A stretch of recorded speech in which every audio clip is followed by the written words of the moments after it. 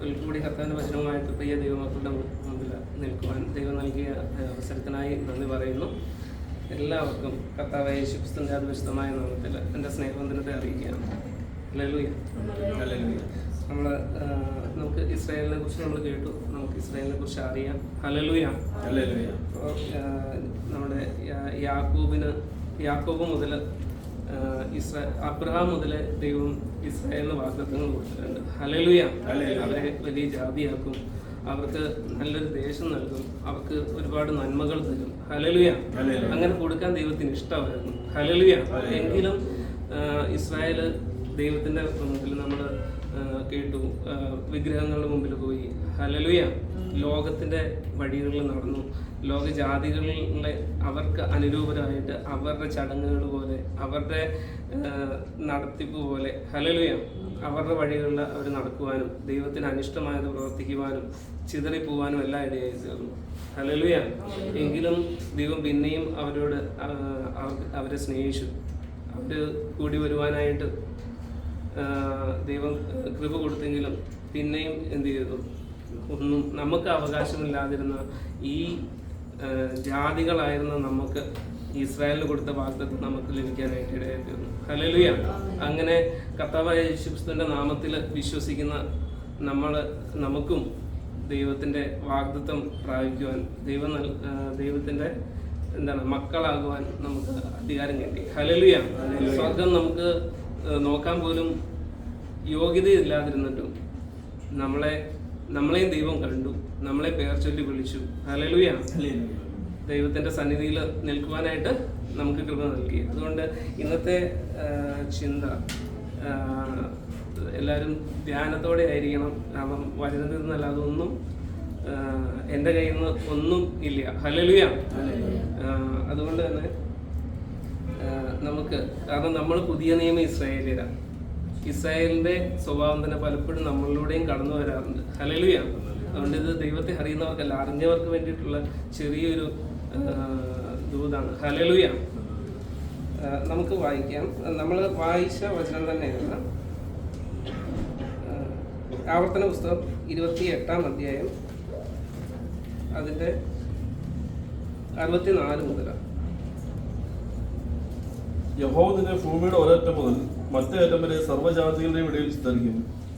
അവിടെ നീയും നിന്റെ പിതാക്കന്മാരും അറിഞ്ഞിട്ടില്ലാത്തവരായി മരവും കല്ലും കൊണ്ടുള്ള അന്യദൈവങ്ങളെ നീ സേവിക്കും. ആ ജാതികളുടെ ഇടയിൽ നിനക്ക് സ്വസ്ഥത കിട്ടുകയില്ല, നിന്റെ കാലിന് വിശ്രാമസ്ഥലം ഉണ്ടാകുകയില്ല. അവിടെ യഹോവ നിനക്ക് വിറയ്ക്കുന്ന ഹൃദയവും മങ്ങുന്ന കണ്ണും നിരാശയുള്ള മനസ്സും തരും. നിന്റെ ജീവൻ നിന്റെ മുമ്പിൽ തൂങ്ങിയിരിക്കും, രാവും പകലും നീ പേടിച്ചു പാർക്കും. ഹല്ലേലൂയ. ഇവിടെ ജാതികളുടെ ഇടയിൽ നിന്നെ ചിതറിക്കും, നീ അന്യദേവന്മാരുടെ അന്യജാതിക്കാരുടെ ദേവന്മാരെ നീ നമസ്കരിക്കുന്ന ഒരു അവസ്ഥ നിനക്ക് ഉണ്ടാവും എന്ന് പറയുന്നു. ഹല്ലേലൂയ. എന്നാലോ അതിനു മുമ്പേ തന്നെ ഇസ്രായേൽ എന്ത് ചെയ്തു? എന്തുകൊണ്ടാണ് ഇസ്രായേലിനോട് ദൈവത്തിന് അനിഷ്ടമായത്? അവരെ ശിക്ഷിക്കാനായിട്ട്. കാരണം അവര് സ്വമേധയാ അന്യദേവന്മാരുടെ അവർ ചെയ്യുന്ന കാര്യങ്ങളിലേക്ക് അവർ പോകുവാനും അവർക്ക് യഥാർത്ഥ നിയമം കൊടുത്തിട്ടുണ്ടായിരുന്നു. എന്ത് ചെയ്യണം, എന്ത് ചെയ്യരുത് എന്ന് അവർ നിയമത്തിന്റെ കീഴിലായിരുന്നു. ഹല്ലേലൂയ. ഇന്ന് നമ്മൾ പറയുകയല്ലേ, നിയമം നിയമം നമുക്ക് ഒരുപാട് നിയമങ്ങളുണ്ട്. പക്ഷെ നമ്മൾ ഈ നിയമങ്ങളെല്ലാം നമ്മളെ ഞെരുക്കുന്നു എന്നാണ് നമ്മുടെ വിചാരം, അല്ലെ? പക്ഷെ എന്തിനാണ് നിയമങ്ങൾ? നമ്മുടെ സുരക്ഷയ്ക്ക് വേണ്ടിയിട്ടും നമ്മുടെ അഭിവൃദ്ധിക്കും വേണ്ടിയിട്ടുള്ളതാണ് നിയമങ്ങൾ. ഒരു വ്യവസ്ഥയാണ് നിയമം, അല്ലെ? നിങ്ങൾ പരസ്പരം വഴക്ക് കൂടരുതെന്നും നിങ്ങളുടെ അവകാശങ്ങൾ മാത്രം അതിൽ മാത്രം നിൽക്കണമെന്നും അതാണ് നിയമം, അല്ലെ? ഈ തരുന്ന റെസ്ട്രിക്ഷൻസ് മറികടക്കുമ്പോൾ മറ്റൊരാളുടെ അവകാശത്തിലേക്ക് നമ്മൾ കടന്നു കയറുമ്പോഴാണ് അവിടെ പ്രശ്നങ്ങൾ ഉണ്ടാകുന്നത്. ഹല്ലേലൂയ. ഇസ്രായേലിന്റെ കാര്യത്തിലും ഇസ്രായേൽ എന്ത് ചെയ്തു? നിയമങ്ങൾക്ക് കീഴടങ്ങിയിരിക്കാൻ അവർക്കും താല്പര്യമില്ലായിരുന്നു. പക്ഷേ ദൈവത്തെ അറിഞ്ഞു, ദൈവത്തെ നമ്മൾ കർത്താവിനെ രക്ഷിതാവായി സ്വീകരിച്ചും, അല്ലേ? കർത്താവിന്റെ നാമത്തിൽ നമ്മൾ വിശ്വസിച്ചും ദൈവമക്കളാകുവാൻ നമുക്ക് അധികാരം ലഭിച്ചു. നമ്മൾ ദൈവമക്കളായിരിക്കുമ്പോൾ തന്നെ നമ്മളും എന്ത് ചെയ്യുന്നില്ല, പലപ്പോഴും ഈ നിയമങ്ങൾക്ക് കീഴടങ്ങിയിരിക്കാൻ. പക്ഷെ നമ്മൾ ഇങ്ങനെ നിയമങ്ങൾ വേട്ടയാടുന്നുണ്ടോ? കാരണം ചെയ്യരുത്, തുടരുത്, നോക്കരുത്, അല്ലേ? ഇന്നത്തെ നമുക്ക് നിയമങ്ങൾ എന്ന് പറഞ്ഞാൽ ലേഖനങ്ങളിലൂടെയും സുവിശേഷങ്ങളിലൂടെയും നമുക്ക് ലഭിച്ചതും കർത്താവിൻ്റെ പരിശുദ്ധാത്മാവില നമ്മൾ പ്രാപിക്കുന്നതും ഹല്ലേലൂയ നമ്മുടെ മനസാക്ഷിക്ക് ചേർന്നതുമായിട്ടുള്ള ഒരു സ്വാതന്ത്ര്യം നമുക്കുണ്ട് അല്ലേ. അതിൻ്റെ കൂടെ തന്നെ നല്ലതും തീയതുമായിട്ടുള്ളത് തിരഞ്ഞെടുക്കുവാനും നമുക്ക് അവകാശമുണ്ട്. നമ്മൾ 78 സങ്കീർത്തനങ്ങളിലേക്ക് വന്നു കഴിയുമ്പോൾ ഈ വാഗ്ദത്തം ലഭിച്ചതായിട്ടുള്ളതും അല്ലെങ്കിൽ കാനാൻ ദേശത്തേക്ക് കൊണ്ടുവന്നുകൊണ്ടിരുന്നതുമായിട്ടുള്ള ഒരു ഇസ്രായേലിന്റെ യഥാർത്ഥ സ്വഭാവം ഹല്ലേലൂയ. അതാണ് നമ്മൾ 78 സങ്കീർത്തനത്തിൽ അതിന്റെ 19-20 പറയും. അവൻ ദൈവത്തിന് വിരോധമായി സംസാരിച്ചു. മരുഭൂമിയിൽ മേശയെടുക്കുവാൻ ദൈവത്തിന് കഴിയുമോ? അവൻ പാറയടിച്ചു, വെള്ളം പുറപ്പെട്ടു, തോടുകളും കവിഞ്ഞൊഴുകി. സത്യം, എന്നാൽ അപ്പം കൂടെ തരുവാൻ അവന് കഴിയുമോ? തന്റെ ജനത്തിന് അവൻ മാംസം വരുത്തി കൊടുക്കുമോ എന്ന് പറഞ്ഞു. ഹല്ലേലൂയ. ഇസ്രായേലിനെ കൊണ്ടുവരുന്ന വഴിക്ക് ഒരുപാട് അത്ഭുതങ്ങൾ കണ്ടതാ. ചെങ്കടൽ മുതൽ ഹല്ലേലൂയ, ചെങ്കടൽ പിളർന്ന് അവര് ഉണങ്ങിയ നിലത്തൂടെ നടത്തിയത് മുതൽ അവര് അത്ഭുതങ്ങൾ കാണുന്നതാ. ഹല്ലേലൂയ. അവർക്ക് വിശന്നപ്പോ അവരെന്താ ചോദിച്ചേ? മരുഭൂമിയിൽ മേശ ഒരുക്കുവാൻ ദൈവത്തിന് കഴിയുമോ? എന്നാൽ അപ്പം കൂടെ തരുവാൻ അല്ലേ. അവർക്ക് ദാഹിച്ചപ്പോൾ അവർക്ക് വെള്ളം കിട്ടി. അവർ പിന്നെയും ചോദിക്കുക, വെള്ളമൊക്കെ കിട്ടി, പക്ഷെ അപ്പം കൂടെ തരാൻ ദൈവത്തിന് കഴിയുമോ? കാരണം നമ്മളും പലപ്പോഴും പലരെയും വിമർശിക്കുന്നതും നമ്മൾ ഈ ഒരു ആംഗിളിൽ നിന്നിട്ടല്ലേ അല്ലേ. ഹല്ലേലൂയ. നമ്മൾ മറ്റുള്ളവരെ കുറിച്ച് ചോദിക്കുക, അവനത് ചെയ്യാൻ പറ്റുമോ? അവൻ ഇത്രയൊക്കെ കിട്ടി, ഇത് ചെയ്യാൻ പറ്റും അല്ലേ. നമ്മൾ പലപ്പോഴും നമ്മളെ കുറിച്ച് മറന്നു പോകുന്നു. നമ്മൾ മറ്റുള്ളവരെ വിധിക്കുന്നവരായി തീരാൻ അല്ലേ. ഹല്ലേലൂയ. ഇവിടെ ഇസ്രായേൽ ആരെയാണ്? ദൈവത്തോടാണ് ചോദിക്കുന്നത്.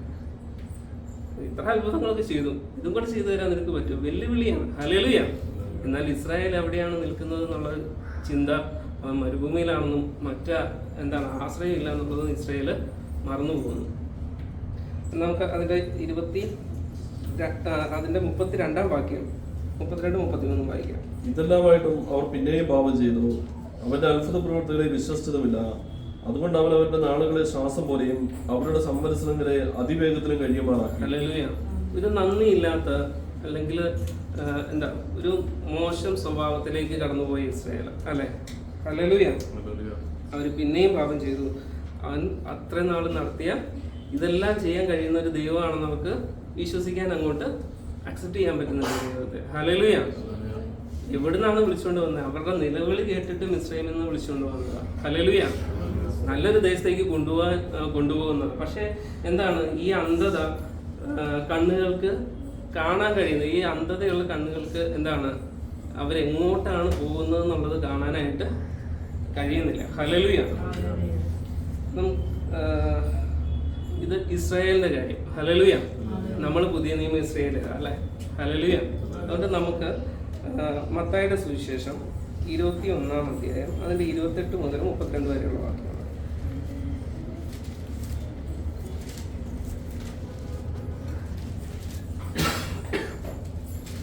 എങ്കിലും നിങ്ങൾക്ക് എന്ത് തോന്നുന്നു? ഒരു മനുഷ്യന് 2 പുത്രന്മാരുണ്ടായിരുന്നു. അവൻ ഒന്നാമത്തെ അടുക്കൽ ചെന്നു, മകനെ, ഇന്ന് എന്റെ മുന്തിരിത്തോട്ടത്തിൽ പോയി വേല ചെയ്യുക എന്ന് പറഞ്ഞു. എനിക്ക് മനസ്സില്ല എന്ന് അവൻ ഉത്തരം പറഞ്ഞു. എങ്കിലും പിന്നത്തതിൽ അനുസരിച്ച് അവൻ പോയി. രണ്ടാമത്തെ അടുക്കൽ അവൻ ചെന്ന് അങ്ങനെ തന്നെ പറഞ്ഞപ്പോൾ, ഞാൻ പോകാം അപ്പാ എന്ന് അവൻ ഉത്തരം പറഞ്ഞു. പോയില്ല താനും. ഈ 2 പേരിൽ ആരാകുന്നു അപ്പന്റെ ഇഷ്ടം ചെയ്തത്? ഒന്നാമത്തവൻ എന്ന് അവർ പറഞ്ഞു. ഹല്ലേലൂയ. ഇവിടെ കർത്താവിന്റെ സ്വഭാവം നമുക്ക് അറിയാമല്ലോ. എല്ലാ ഉപമകളിലൂടെയാ, നേരിട്ടൊന്നും പറയില്ല. ഹല്ലേലൂയ. പിന്നെ ശിഷ്യന്മാർ ചോദിച്ചപ്പോൾ വചനത്തെ കുറിച്ചൊക്കെ പറഞ്ഞു കൊടുത്തു. ഹല്ലേലൂയ. എങ്കിലും കർത്താവ് സംസാരിക്കുന്നത് മുഴുവനും ഏറ്റവും കൂടുതലും ഉപമകളിലൂടെയും സാദൃശ്യങ്ങളിലൂടെയാണ് അതാണ് കർത്താവിന്റെ സ്വഭാവം. ഹല്ലേലൂയ. കർത്താവ് സ്വയം നമുക്ക് വേണ്ടിയിട്ട് യാഗമായി തീർന്നു അല്ലെ. ഹല്ലേലൂയ. നമുക്ക് രക്ഷ നൽകുവാൻ, നമ്മുടെ പാപങ്ങളിൽ നിന്നൊരു മോചനം നൽകി ഇനിയെങ്കിലും മര്യാദയ്ക്ക് അല്ലെങ്കിൽ പാപം ചെയ്യാതെ സ്വർഗത്തിന് ചേർന്ന ജീവിതം നയിക്കാമെന്ന് ആഗ്രഹിക്കുന്ന ഒരു കൂട്ടം മനുഷ്യർക്ക് അവൻ ദൈവമക്കളാകുവാനായിട്ട് അധികാരം കൊടുത്തു അല്ലെ. അവന്റെ നാമത്തിൽ വിശ്വസിച്ച് അവന്റെ നാമത്തിൽ സ്നാനപ്പെട്ട് കഴിയുമ്പോൾ അത് മാത്രം മതിയോ? അവന്റെ കൽപ്പനകളെ പ്രമാണിച്ച് അവന്റെ പ്രസാദത്തിന് തക്കവണ്ണം ജീവിക്കുന്നവർക്ക്, സ്വർഗത്തിൽ നിക്ഷേപമുള്ളവർക്ക് അവൻ എന്താണ് സ്വർഗത്തിൽ സ്ഥാനം കൊടുക്കുന്നു അല്ലെ. ഹല്ലേലൂയ. അപ്പൊ അങ്ങനെയുള്ള നമ്മള് ഒന്നുകൂടെ ഒരിക്കൽ കൂടെ ഉള്ളൊരു ശോധന. ഹല്ലേലൂയ. കാരണം ദൈവം വിശുദ്ധനായിരിക്കുന്ന പോലെ നമ്മളും വിശുദ്ധരായിരിക്കേണ്ടത് അനിവാര്യം. എങ്കിലും നമുക്ക് സ്വർഗത്തിൽ സ്ഥാനമുള്ള അല്ലേ. പക്ഷെ ഈ ലോകത്തിൽ നമ്മൾ ജീവിക്കുമ്പോൾ നമ്മളിപ്പോൾ കേട്ടു ഇത് ജാതികളുടെ കാലം അല്ലെ. ഹല്ലേലൂയ. എന്താ ദുഷ്ടനാണ് ഇന്ന് ലോകം ഭരിക്കുക. ഹല്ലേലൂയ. കാരണം ദൈവമക്കൾക്ക് ഒരു ശോധനയിലൂടെ കടന്നു പോകുന്ന നിമിഷങ്ങളാണ് ഇതാണ്. അപ്പോൾ നമുക്ക് എന്താണ് ദൈവത്തെ അറിയുന്നതിനൊപ്പം തന്നെ നമ്മൾ അറിഞ്ഞവർ ദൈവത്തിലായിരിക്കുന്നു എന്നുള്ള ഒരു പരിശോധനയെ നമുക്ക് നിർബന്ധമായിട്ട് നമ്മളിൽ കടക്കുന്നു. ഹല്ലേലൂയ.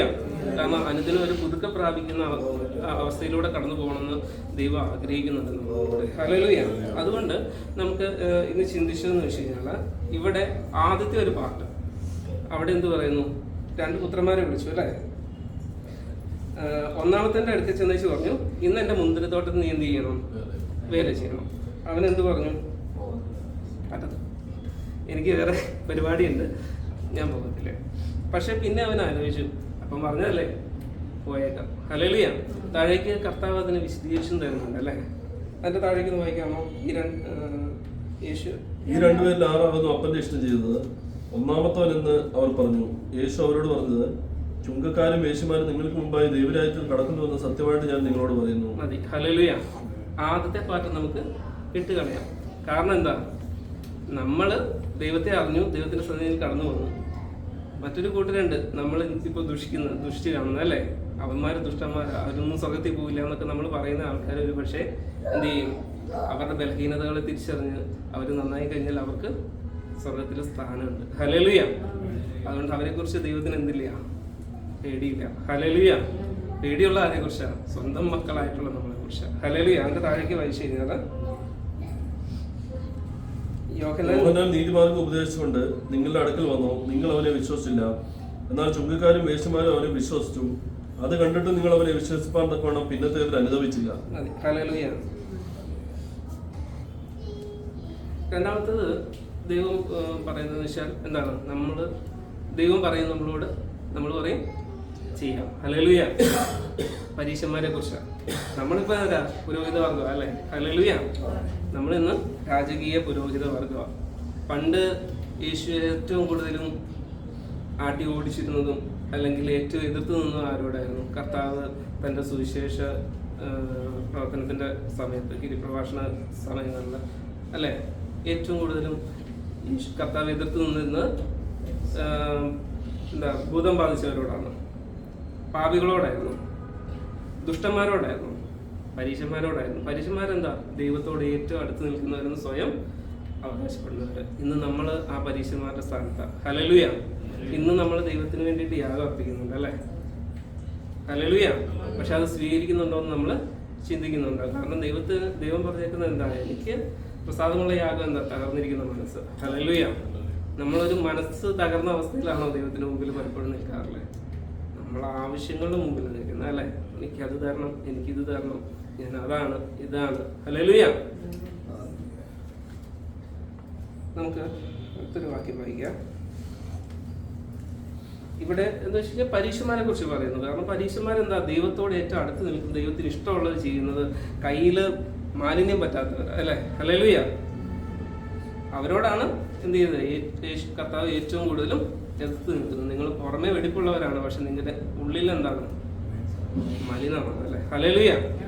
നമുക്ക് എഹെസ്കേലിൻ പ്രവചനത്തിന്റെ പുസ്തകം 33-ാം അധ്യായം അതിന്റെ 31-32.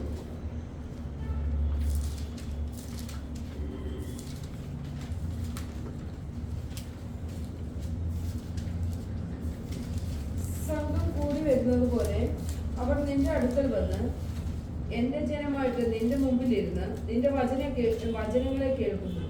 എന്നാൽ അവർ അവയെ ചെയ്യുന്നില്ല. വായ് കൊണ്ട് അവർ വളരെ സ്നേഹം കാണിക്കുന്നു, ഹൃദയമോ ദുരാഗ്രഹത്തെ പിന്തുടരുന്നു. നീ അവർക്ക് മധുരസ്വരവും വാദ്യ നൈപുണ്യവുമുള്ള ഒരുത്തന്റെ പ്രേമഗീതം പോലെ ഇരിക്കുന്നു. അവർ നിന്റെ വചനങ്ങളെ കേൾക്കുന്നു, ചെയ്യുന്നില്ല താനും.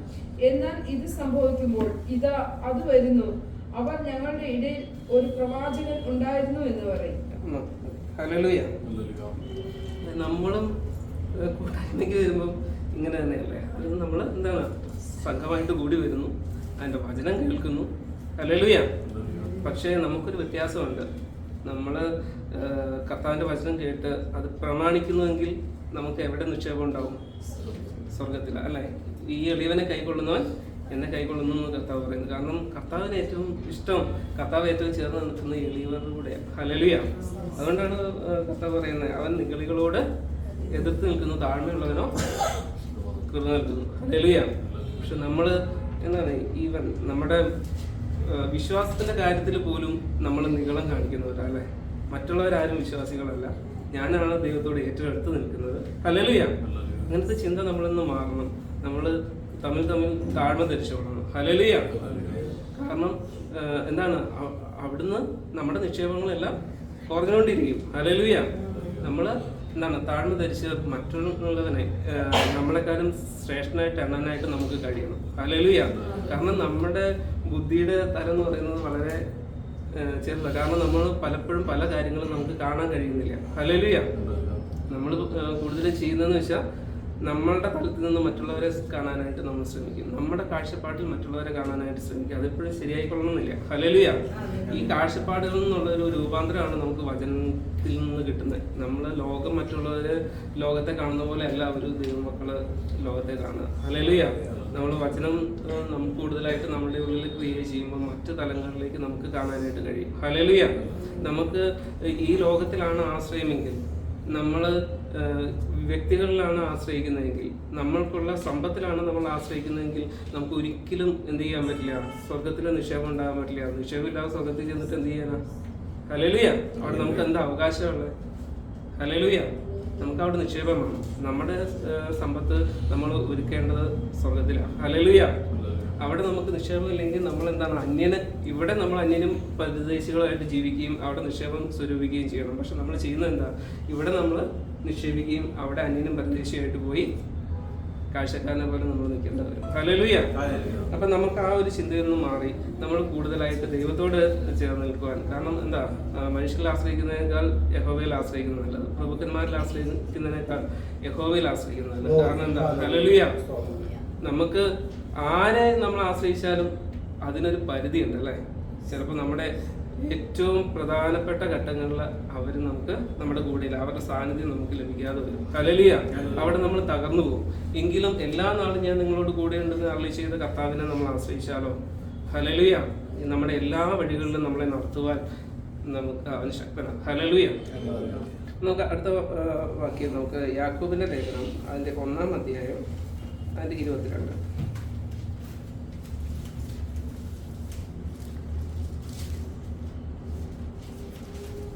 എങ്കിലും വചനം കേൾക്കുക മാത്രം ചെയ്തുകൊണ്ട് തങ്ങളെ തന്നെ ചതിക്കാതെ അതിനെ ചെയ്യുന്നവരായിരിക്കും, അല്ലേ? ഹല്ലേലൂയ. ഇവിടെ നമ്മൾ യെഹെസ്കേൽ പ്രവാചകന്റെ പുസ്തകത്തിൽ നമ്മൾ കണ്ടത്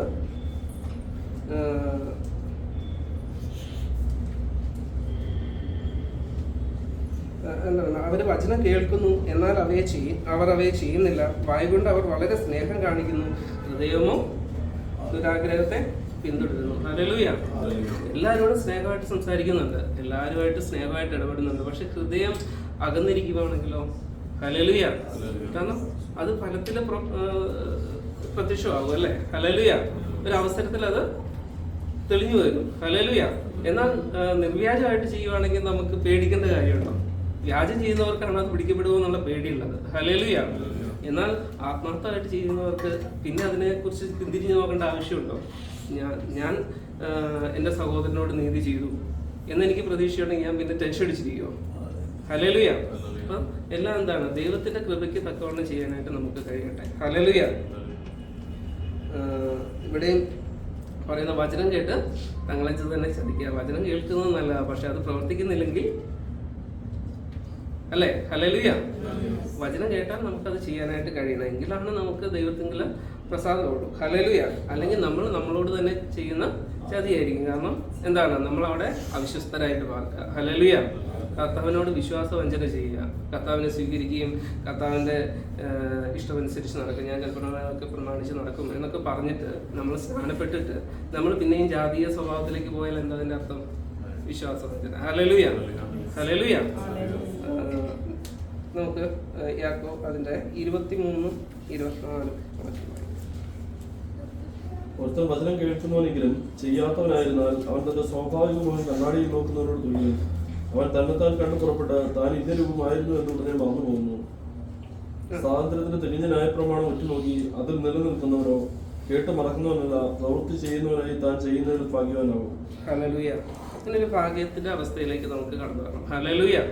കാരണം നമ്മൾ എപ്പോഴെങ്കിലും നമ്മുടെ സ്വഭാവം മാറി ഈ ലോകത്തിന് അനുരൂപരായിട്ട് നമ്മൾ പട്ടുപോകുന്നുണ്ടോ എന്ന് നമ്മൾ മിക്കവാറും അല്ലേ നമ്മൾ ഒഴിവാക്കേണ്ടതിന് നമുക്ക് ഒഴിവാക്കാനായിട്ട് കഴിയണം. ഹല്ലേലൂയ. എന്തെങ്കിലും ഒരു പ്രവൃത്തി എൻ്റെ ദൈവത്തിന്റെ കൃപയിൽ നിന്ന് എന്നെ അകറ്റി നിർത്തുന്നുണ്ടോ അല്ലെങ്കിൽ എന്നെ ഒഴിവാക്കുന്നുണ്ടോ എന്ന് നമുക്ക് തോന്നുന്നുണ്ടെങ്കിൽ എന്ത് ചെയ്യണം? കുറച്ചുകൂടെ കർത്താവിന്റെ അടുക്കലേക്ക് ചേർന്ന് നിൽക്കാൻ നമുക്ക് കഴിയണം. കാരണം കർത്താവ് പറയുന്നു, എന്നോട് അടുത്ത് വരും, ഞാൻ നിങ്ങളോടും അടുത്ത് വരും. ഹല്ലേലൂയ.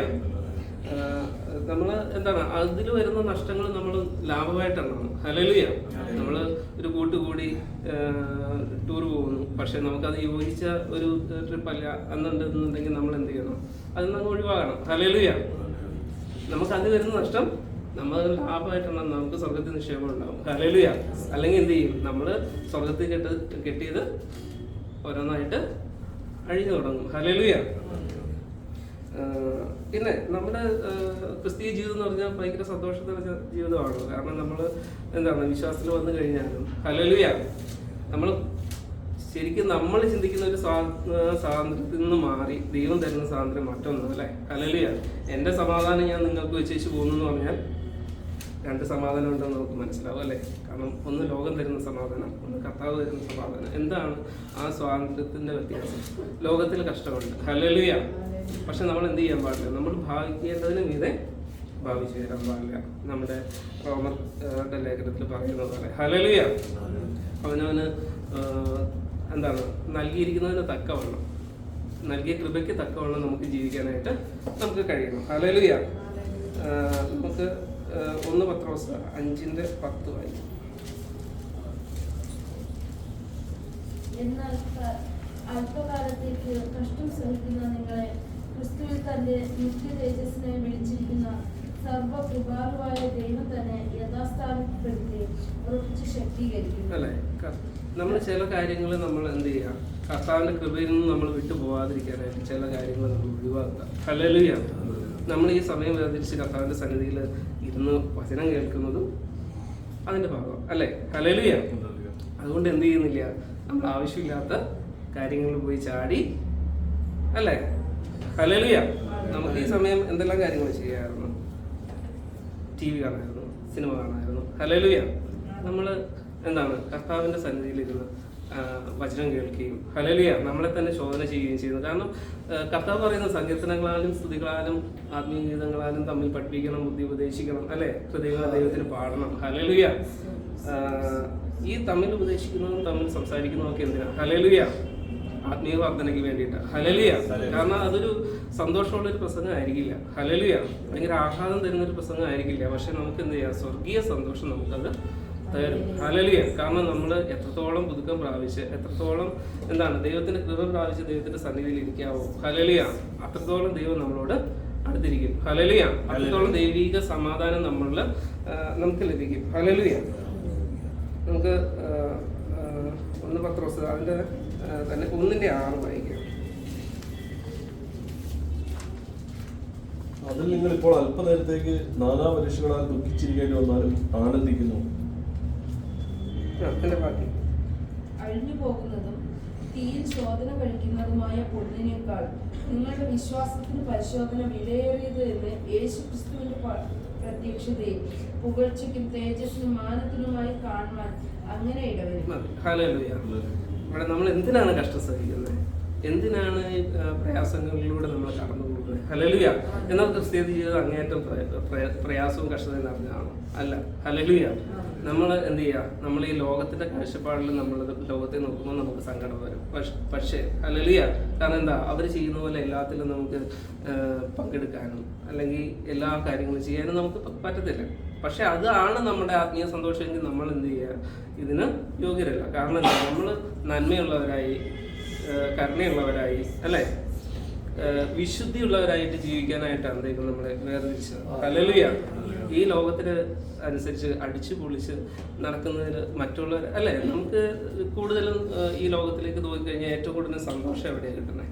വണ്ടി ഓടിക്കുവാണെങ്കിൽ ഒരു ട്രാഫിക് ബ്ലോക്ക് ഉണ്ടാക്കുമ്പോഴാണ് സന്തോഷം കിട്ടുക, അല്ലെങ്കിൽ മറ്റൊരുത്തൻ്റെ മുമ്പിൽ പെട്ടെന്ന് ക്രോസ് ചെയ്ത് കയറി പോകുമ്പോഴാണ് നമുക്ക് സന്തോഷം കിട്ടുക. നമ്മൾ അതിനേക്കാളും മിടുക്കനാണെന്ന് നമ്മൾ കാണിച്ചു കൊടുക്കുമ്പോഴാണ് നമുക്ക് സന്തോഷം കിട്ടുക, അല്ലേ? പക്ഷേ ദൈവം സന്തോഷിക്കുന്ന എപ്പോഴാണ്? പോട്ടെ, നിനക്ക് എന്താണ് പോകാൻ സൗകര്യം കിട്ടുന്നത് വരെ നീ കാത്തിരിക്കുകയും അതിനനുസരിച്ച് നീ പോവുകയും ചെയ്യുമ്പോൾ ദൈവത്തിന് സന്തോഷം ഉണ്ടാവും, അല്ലേ? ഹല്ലേലൂയ. പക്ഷെ നമുക്ക് അവിടെ എന്താണ്, ലോകപരമായിട്ട് നോക്കുവാണെങ്കിൽ നമുക്ക് വിഷമമാണ്, നമ്മൾ ചിലപ്പോൾ പിറുപിറുത്തു എന്നൊക്കെ വരും. ഹല്ലേലൂയ. പക്ഷെ അവിടെ എന്താണ്, നമ്മളൊരു സമാധാനത്തിലേക്ക് നമ്മൾ മാറുന്നത്, അല്ലേ? അല്ലെങ്കിൽ പിന്നെന്താണ്, ഒരു ഉദാഹരണമായിട്ട് നമ്മൾ ചിന്തിക്കുകയാണെങ്കിൽ വണ്ടി ഓടിക്കുന്നത് ഫൈറ്റ് ചെയ്യുന്നതിന് പോലെ ചിലതൊക്കെ ആയിരിക്കും, അല്ലേ? ഞാൻ മുമ്പിൽ പോയാൽ മതി, കുറേ പോന്നാൽ മതി. ഹല്ലേലൂയ. അപ്പോൾ അതിൽ നിന്ന് വിട്ടുകൊടുക്കുമ്പോൾ എന്താണ്, അവിടെ ഒരു പ്രശ്നം പരിഹരിക്കപ്പെടുക, നമ്മളൊരു സമാധാനത്തിന്റെ മാർഗത്തിലേക്ക് മാറുക. നമുക്ക് നഷ്ടം വരുന്നുണ്ടോ? ഇല്ല. അവന് നമ്മളെ പോലെ ഫൈറ്റ് ചെയ്ത് അവൻ കുറച്ചുകൂടെ നമ്മളെ അല്ലെങ്കിൽ കുറച്ചുകൂടെ അപ്ഗ്രേഡഡ് ആയിട്ടുള്ള വാഹനമാണ് അയാളുടെ കയ്യിലുള്ളതെന്നുണ്ടെങ്കിൽ എന്ത് ചെയ്യും? നമ്മുടെ ബാക്കിലെ ബമ്പറും പോവും. ഹല്ലേലൂയ. അതിന് പൈസ നമ്മൾ മുടക്കുകയും ചെയ്യണം, റാഷ് ഡ്രൈവിങ്ങിന് നമ്മൾ ഫൈൻ അടയ്ക്കണം. നമുക്ക് നഷ്ടങ്ങളെ വരുള്ളൂ. പക്ഷെ നമ്മുടെ ഉള്ളിൽ എന്താ, നമ്മളെന്തോ വലിയ കാര്യം ചെയ്തിട്ടുണ്ട്. അതേസമയം ഈ പ്രശ്നങ്ങളൊന്നുമില്ല, നമ്മൾ സമാധാനത്തോടെ കയറ്റി വിടുവാണെങ്കിൽ. ഹല്ലേലൂയ. അതാണ് ലോകത്തിലുള്ള മിടുക്കന്മാരുടെയും സ്വർഗത്തിലേക്ക് പോകുന്ന പാപങ്ങളുടെയും വ്യത്യാസം. ഹല്ലേലൂയ. ഈ ഒരു മാനസികാവസ്ഥയിലേക്ക് നമ്മൾ മാറ്റപ്പെട്ടു പോകണം. ഹല്ലേലൂയ.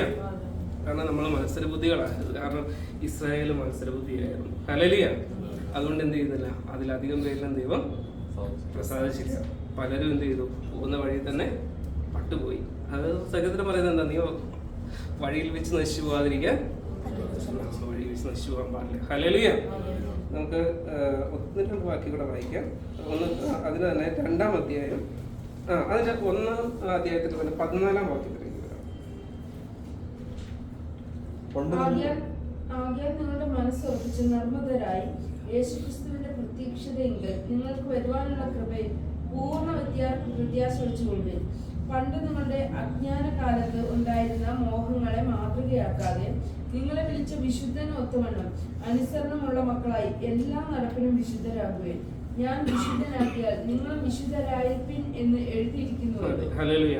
കർത്താവ് വിശുദ്ധനായിരിക്കുന്നതുകൊണ്ട് നമ്മളും വിശുദ്ധരായേ പറ്റുള്ളൂ. ഹല്ലേലൂയ. എങ്കിലും അവന്റെ മുമ്പിൽ നമുക്ക് നിൽക്കാനായിട്ട് പറ്റുള്ളൂ. ഹല്ലേലൂയ. അതേസമയം നമുക്ക് അത് വേണ്ട, ലാഭം നമുക്ക് ലോകത്തോട് എതിർത്ത് അല്ല എന്താ ലോകത്തിന് അനുരൂപരായി പോകാന്ന് വിചാരിച്ചു കഴിഞ്ഞാൽ നടക്കുക. ഹല്ലേലൂയ. നമുക്ക് ദാനിയേലിന്റെ പ്രവചനത്തിൽ നമ്മൾ വായിച്ചതിന്റെ കുറച്ച് 5-ാം അധ്യായം അതിന്റെ അവസാന ഭാഗങ്ങളിലേക്ക് എടുക്കണ്ട വരുന്നതെന്ന് വെച്ചാൽ അവരും എന്ത് ചെയ്തു, വിഗ്രഹങ്ങളുടെ പിന്നാലെ പോയി, അല്ലേ? അതിനെ സേവിച്ചു. ഈ ലോകത്തിലുള്ള ഒന്നുമല്ല നമ്മുടെ ആരാധനയ്ക്ക് യോഗ്യത ഉള്ളതായിട്ടുള്ളത്, അല്ലേ?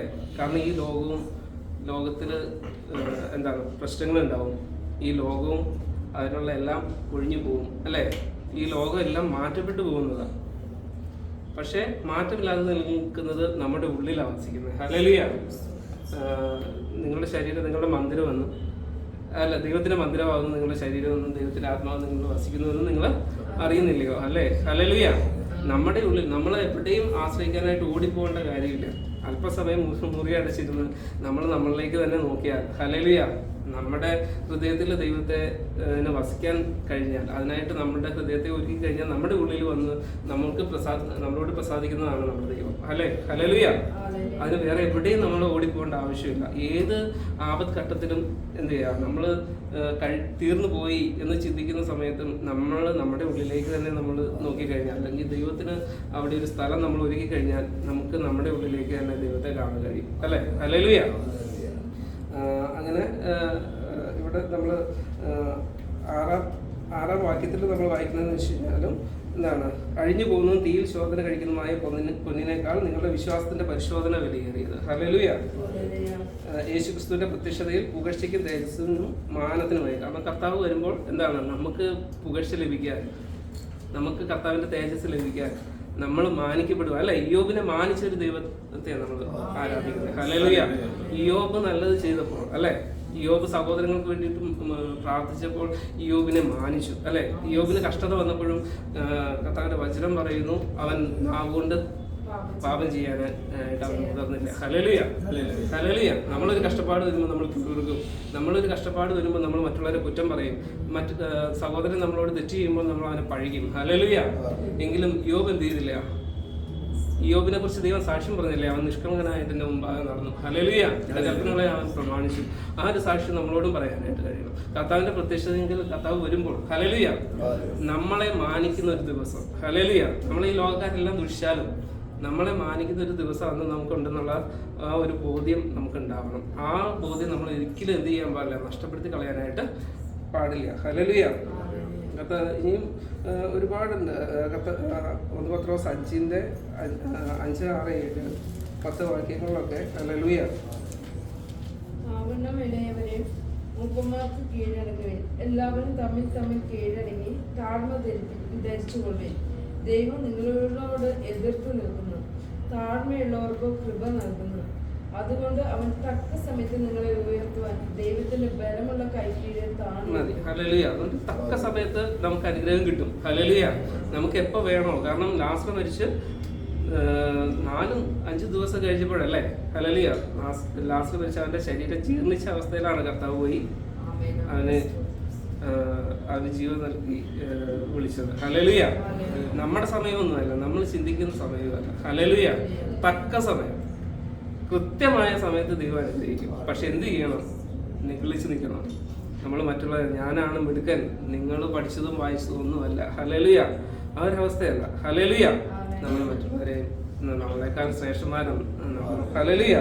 അങ്ങനെ എന്താണ് എല്ലാവരോടും താഴ്മ ധരിച്ചുകൊണ്ട് ദൈവത്തിന്റെ കൃപ പ്രാപിച്ച് തക്ക സമയത്ത് നമ്മളെ ഉയർത്തുവാനായിട്ട് കർത്താവിന്റെ ബലമുള്ള കൈകളിൽ നമ്മൾ താഴ്ന്നിരിക്കണം. ഹല്ലേലൂയ. വിശ്വാസത്തിൽ സ്ഥിരമുള്ളവരായി നമ്മൾ നിൽക്കണം. അല്പകാലത്തേക്ക് കഷ്ടം സഹിക്കുന്ന നിങ്ങളെ ക്രിസ്തേശുവിൽ തന്റെ നിത്യ തേജസ്സിനായി വിളിച്ചിരിക്കുന്ന സർവ്വകൃപാലുവായ ദൈവം നമ്മളെ യഥാസ്ഥാനപ്പെടുത്തും. ഹല്ലേലൂയ. നമ്മളെ ശക്തീകരിക്കും. ഹല്ലേലൂയ. അതുകൊണ്ട് എന്ത് ചെയ്യണം? നമ്മൾ കർത്താവിന്റെ ബലമുള്ള കൈകളിൽ താഴ്ന്നിരിക്കണം. എങ്കിലും കർത്താവ് പിന്നെയും നമ്മളോട് പറയും. നമ്മൾ വെളിപ്പാട് 20:22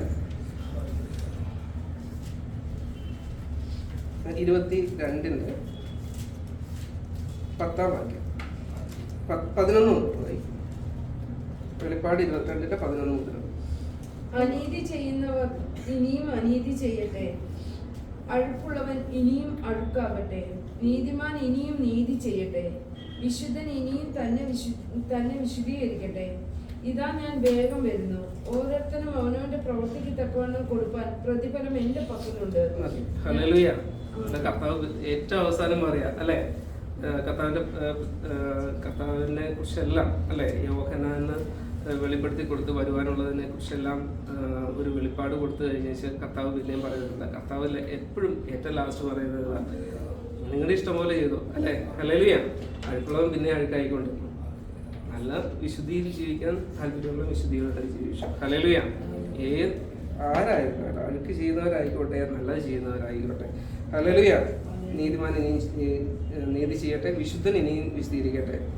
എല്ലാവർക്കും അല്ലെ, ഓരോരുത്തരും അവനവന്റെ പ്രവൃത്തിക്ക് തക്കവണ്ണം കൊടുക്കാൻ പ്രതിഫലം എൻ്റെ പക്കലുണ്ട്. ഹല്ലേലൂയ.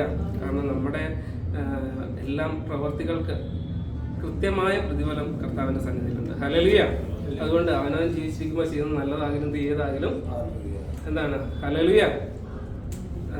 അതിനനുസരിച്ചുള്ള പ്രതിഫലം സ്വീകരിച്ചേ പറ്റുള്ളൂ. നമ്മൾ ന്യായാസനത്തിന്റെ മുമ്പിൽ നിൽക്കണം. ഇപ്പൊ നമുക്ക് എവിടെ നിൽക്കാനായിട്ടുള്ള അവകാശമുണ്ട്? നമുക്ക് കൃപാസനത്തിൽ കടന്നു വരാം. ഹല്ലേലൂയ. നമ്മൾ തെറ്റ് ചെയ്തു പോയിട്ടുണ്ടെങ്കിൽ, കുറവ് വന്നിട്ടുണ്ടെങ്കിൽ, ഹല്ലേലൂയ, ഇപ്പോൾ നമ്മുടെ ഹൃദയം നമ്മളോട് സംസാരിക്കുന്നുണ്ടെങ്കിൽ പോരാ, വീണുപോയി അല്ലേ, നമുക്ക് എന്ത് ചെയ്യാൻ പറ്റും? ഇപ്പോൾ കൃപയുടെ കാലം. ഹല്ലേലൂയ. കൃപാസനത്തിന് മുമ്പിൽ, കർത്താവിന്റെ കൃപാസനത്തിന് മുമ്പിൽ കടന്നു വരാൻ കഴിയും. നമുക്ക് നമ്മുടെ കുറവുകളെ ഏറ്റുപറഞ്ഞ് വീണ്ടും വിശുദ്ധി പ്രാപിക്കാനായിട്ട് കഴിയും. ഹല്ലേലൂയ. അപ്പം നമ്മൾ സമയം തക്കത്തിൽ വിനിയോഗിക്കാൻ കഴിയട്ടെ. നമുക്ക് എന്താണ്, അവൻ വിശുദ്ധനായിരിക്കാൻ നമ്മൾ വിശുദ്ധരായിരിക്കേണ്ടതിന് ഹല്ലേലൂയ നമ്മൾ പുതുക്കം പ്രാവശ്യം പുതുമനുഷ്യനെ ധരിച്ച് കർത്താവിൻ്റെ വചനങ്ങൾ ഈ ഉള്ള ദിവസങ്ങളിൽ കൂടുതലായി കർത്താവിനോട് ചേർന്ന് നിൽക്കുവാനും നമ്മൾ കർത്താവിനെ പ്രാർത്ഥിക്കുന്നതനുസരിച്ച് ഹല്ലേലൂയ കർത്താവിൻ്റെ ഇഷ്ടമനുസരിച്ച് ജീവിക്കാൻ നമുക്ക് കഴിയട്ടെ എന്ന് പ്രാർത്ഥിച്ചുകൊണ്ട് കർത്താവിൻ്റെ സമയത്താണ്.